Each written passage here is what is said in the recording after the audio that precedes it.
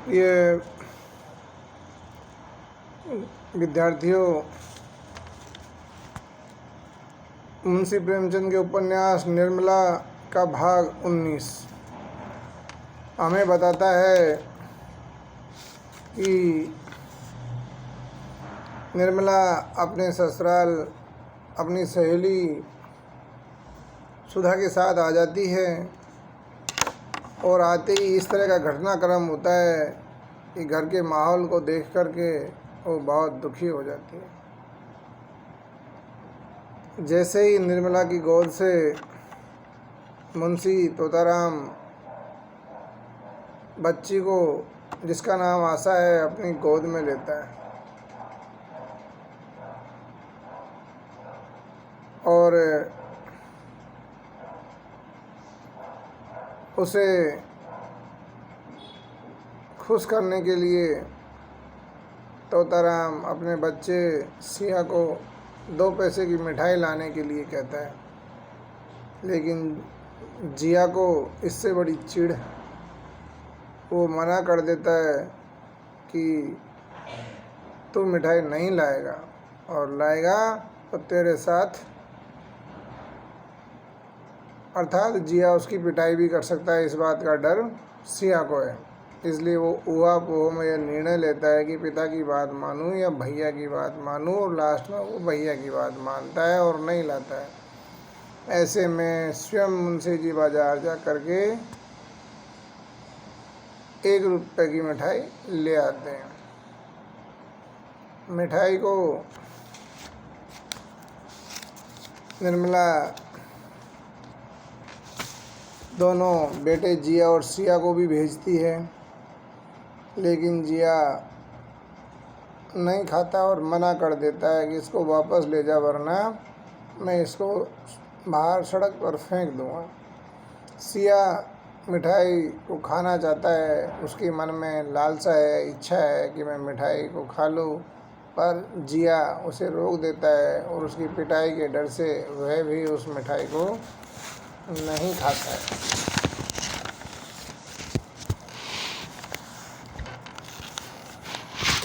और जिया ताना मार देता है कि हमारे लिए तो तेरे पास पैसे ही नहीं हैं और अब तुमने इस बच्ची के लिए 1 रुपये की मिठाई मंगा ली। मुंशी जी इस बात से दुखी भी होते हैं और निर्मला के साथ बात करते हैं। जिया उन दोनों की बात दरवाजे के बाहर खड़ा होकर सुनता है।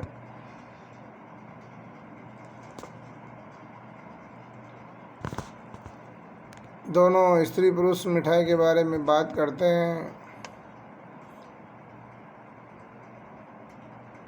मुंशी जी अजी कहता है कि आपके लड़के मौजूद थे, आपने शादी क्यों की? यह कहते ही भी इसे संकोच नहीं होता कि आप लोगों ने मनसाराम को विष दे दिया। लड़का नहीं है, शत्रु है। जियाराम द्वार पर छिपकर खड़ा था, स्त्री पुरुष की मिठाई के विषय में बातें क्या होती है यही सुनने के लिए, और उसने यह ताना सुनते ही वह बाहर आकर के कह देता है, सारा जमाना कह रहा है कि भाई साहब को जहर दिया गया है, मैं कहता हूँ तो आपको क्यों गुस्सा आता है? निर्मला सन्नाटे में आ गई। मालूम हुआ किसी ने उसकी देह पर अंगारे डाल दिए। मुंशी जी ने डांटकर जियाराम को चुप कराना चाहा। सियाराम निसंग खड़ा ईंट का जवाब पत्थर से देता रहा, यहाँ तक कि निर्मला को भी उस पर क्रोध पर आ गया। यह कल का छोकरा किसी काम का न काज का यूँ खड़ा टर्रा रहा है जैसे घर भर का पालन पोषण यही करता हो। त्योरियाँ चढ़ाकर बोली, बस अब बहुत हुआ जियाराम, मालूम हो गया तुम बड़े लायक हो, बाहर जाकर बैठो। मुंशी जी अब तक तो कुछ दब दबा कर बोलते रहे। निर्मला की सह पाई तो दिल बढ़ गया और दांत पीस कर लपके। इससे पहले कि निर्मला उनके हाथ पकड़ सके, एक थप्पड़ चला ही दिया। थप्पड़ निर्मला के मुंह पर पड़ा वही सामने पड़ी। माथा चकरा गया। मुंशी जी के सूखे हाथों में इतनी शक्ति न थी, इसका वह अनुमान न कर सकती थी। सिर पकड़कर बैठ गई। मुंशी जी का क्रोध और भी भड़क उठा। फिर घूंसा चलाया, पर अब की जियाराम ने उनका हाथ पकड़ लिया और पीछे ढकेल कर बोला, दूर से बातें कीजिए, क्यों नाहक अपनी बेइज्जती करवाते हैं। अम्मा जी का लिहाज कर रहा हूँ, नहीं तो दिखा देता। यह कहता वह बाहर चला गया। मुंशी जी संज्ञा सुन से खड़े रहे। इस वक्त अगर जियाराम पर देवी वज्रपात गिर पड़ता तो शायद उन्हें हार्दिक आनंद होता। जिस पुत्र का कभी गोद में लेकर निहाल हो जाते थे, उसी पुत्र की प्रति आज भांति भांति की दुष्कल्पनाएं मन में आ रही थी। रुक्मिणी अब तो अपनी कोठरी में थी। अब बाहर आकर बोली, बेटा अपने बराबर का हो जाए तब उस पर हाथ न छोड़ना चाहिए।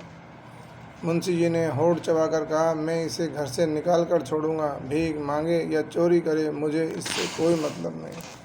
रुक्मिणी, नाक किसकी कटेगी, इसकी चिंता नहीं। मैं जानती कि मेरे आने से तूफान खड़ा हो जाएगा तो भूल कर भी ना आती। निर्मला इस तरह की बात सोचती है रुक्मिणी, और कहती भी है कि तुम्हारा बहुत लिहाज करता है बहू, नहीं तो आज अनर्थ हो जाता। अब क्या अनर्थ होना बाकी है। मैं तो फूंक फूंक कर काम पाँव रखती हूँ, फिर भी अपयश लग ही जाता है। अब घर में पाँव रखते देर नहीं हुई और यह हाल हो गया। ईश्वर कुशल करे। रात को भोजन करने कोई न उठा।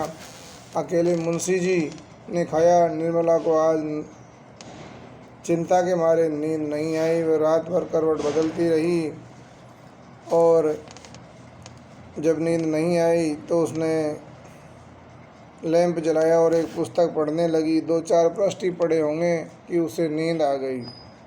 सहसा जियाराम ने कमरे में कदम रखा। उसके पांव थर-थर काँप रहे थे।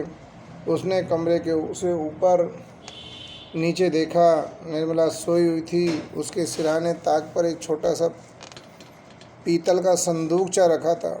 जियाराम ने दबे पांव गया, धीरे से संदूकचा उतारा और बड़ी तेजी से कमरे से बाहर निकला। उसी वक्त निर्मला की आंखें खुल गई। चौंक कर उठ पड़ी हुई। द्वार पर आकर देखा, कलेजा धक से हो गया। क्या यह जियाराम है? मेरे कमरे में क्या करने आया था?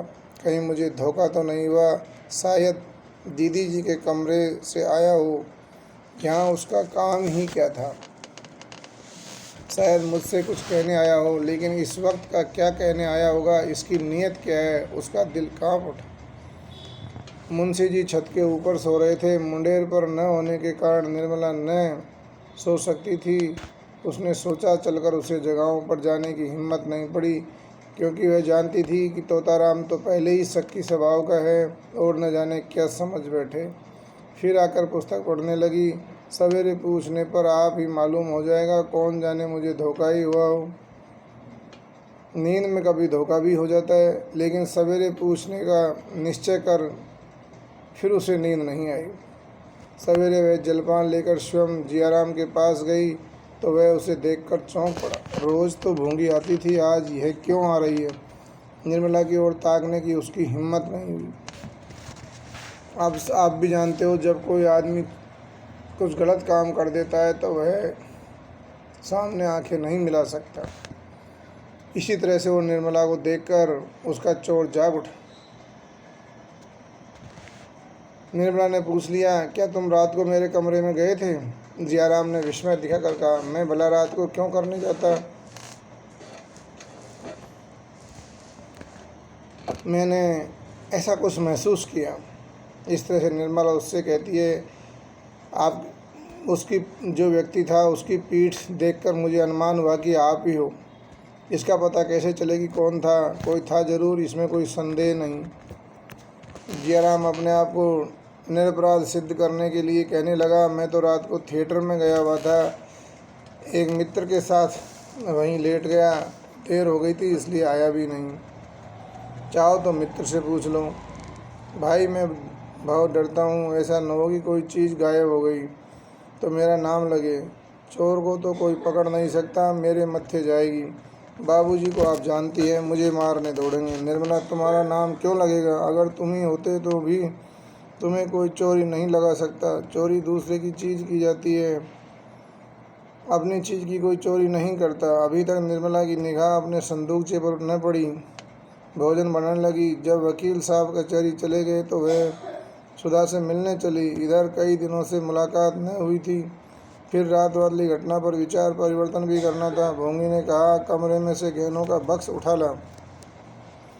भोंगी ने लौटकर कहा, वहाँ तो कहीं संदूक नहीं है, कहाँ रखा था? निर्मला ने चिढ़कर कहा, एक बार में तेरा काम भी कभी सही होता है? वहाँ छोड़कर और जाएगा कहाँ? अलमारी में देखा था? भोंगी, नहीं बहूजी, अलमारी में तो नहीं देखा, झूठ क्यों बोलूँ? निर्मला मुस्कुरा पड़ी, बोली, जा देख जल्दी आ। एक क्षण में भोंगी फिर खाली हाथ लौट आई। अलमारी में भी नहीं है।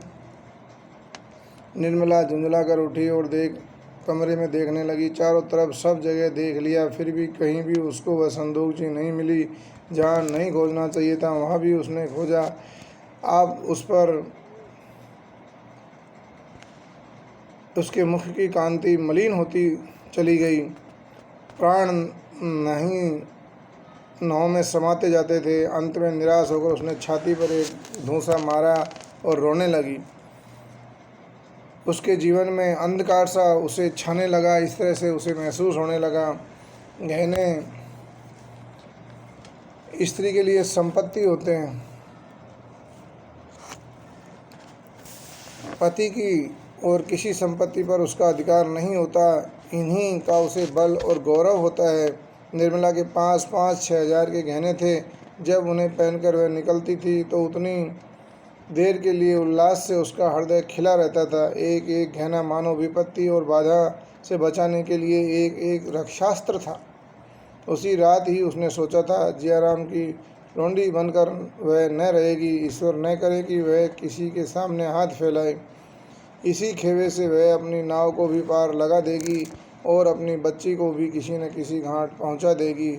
उसे किस बात की चिंता है? उन्हें तो कोई उससे छीन न लेगा। आज ये मेरे श्रृंगार है, कल मेरे आधार हो जाएंगे।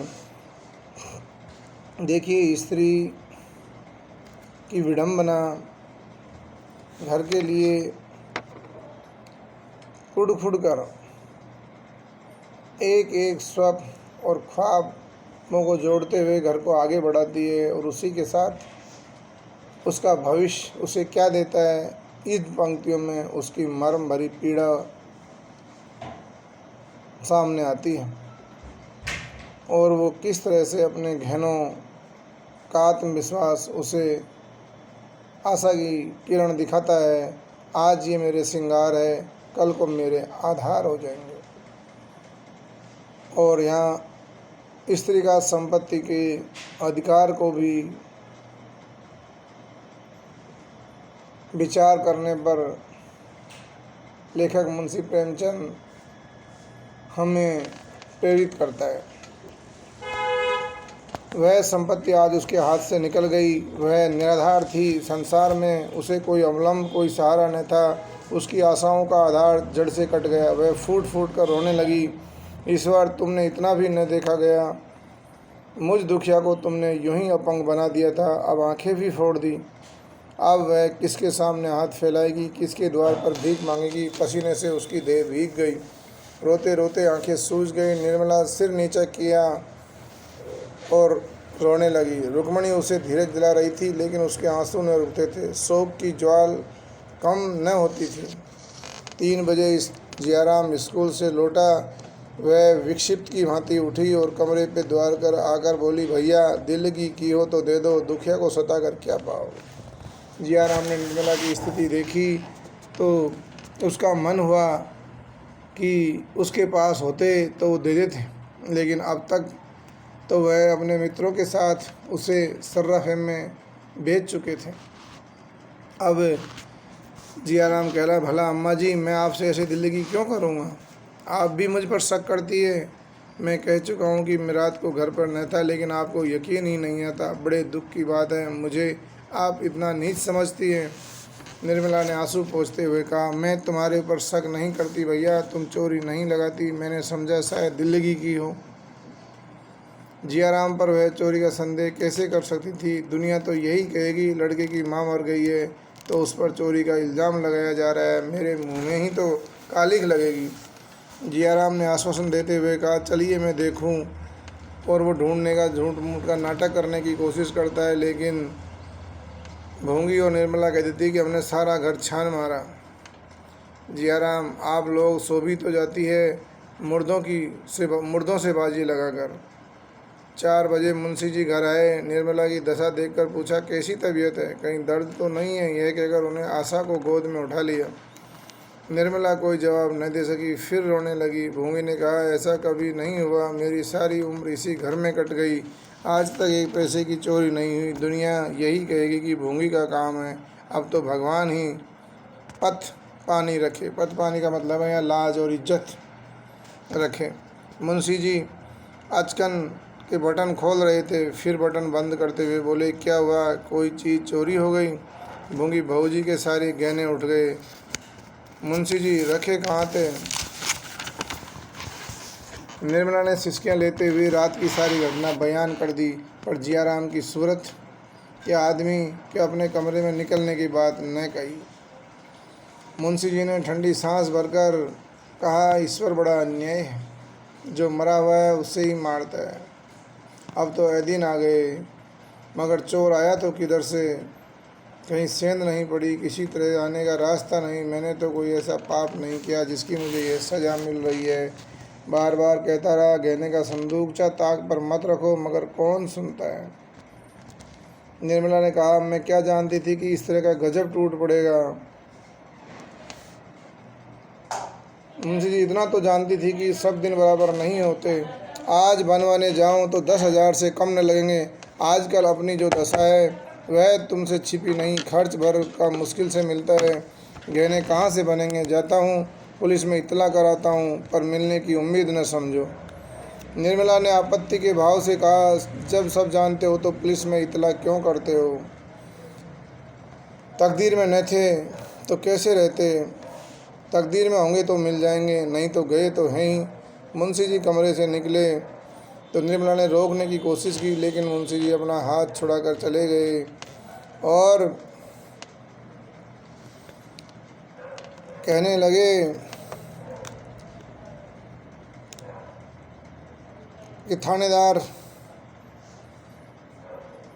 ने मकान के अगवाड़े पिछवाड़े वो अब रिपोर्ट कराने चले गए और थानेदार के यहाँ जाकर के आए तो थानेदार भी उसके मिलने वाला ही था, अलियार खां। उसने आकर के देखा अगवाड़े पिछवाड़े और उसको समझ गया कि ये बाहर के आदमी का काम नहीं है, चोरी अवश्य घर के आदमी ने की है। और पक्का थानेदार ये बात कह देता है कि तुम्हारे घर के आदमी ने चोरी की है।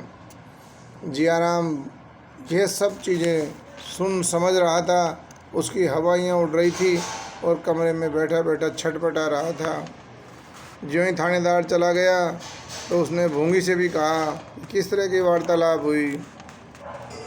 उसने कहा, शक मुझ पर ही ज़रूर आएगा क्योंकि मैं ही गैर हूँ। जियाराम, तेरे बारे में तो उन्होंने कह ही दिया कि ये तो पगली सी है, ये क्या चोरी करेगी। भैया तुम तो घर के आदमी हो, तुम क्यों चोरी करोगे। और बहू तो तफ्तीश बंद करने के लिए कहती थी भूंगी। हाँ भैया, कहती थी तफ्तीश न कराओ, गहने गए जाने दो, पर बाबूजी मानते ही नहीं।